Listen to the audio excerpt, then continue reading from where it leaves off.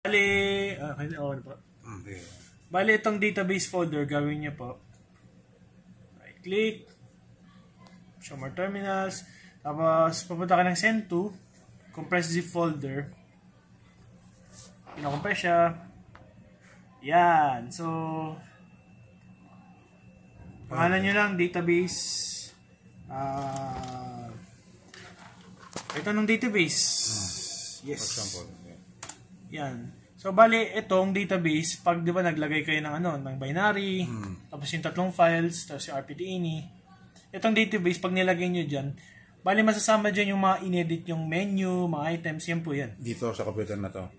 Basta, ito lang database po, malalagay nyo dito sa binary, besides sa side by. Yan lang ako copying ko. Dadalhin ko sa USB ko, tapos pagdating ko sa laptop sa bahay, doon kong pwedeng i-edit ulit.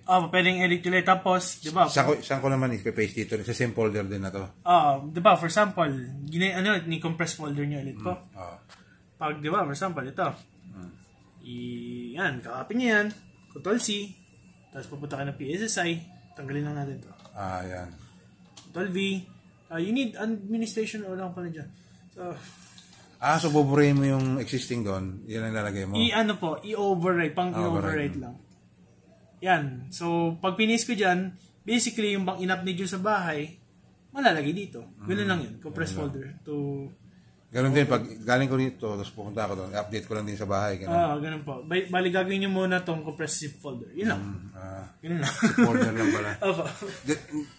I-unzip pa, no? Unzip pa. Yung pinakita ko, yung katulad ng... wala na yun. Wait lang.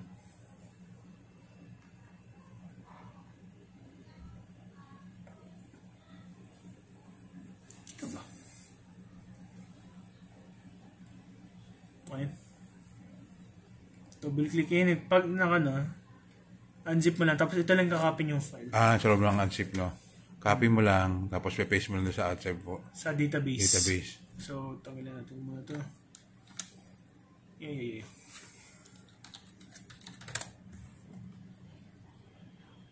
Yan. Ayun na. Tapos na. Yan lang pala eh.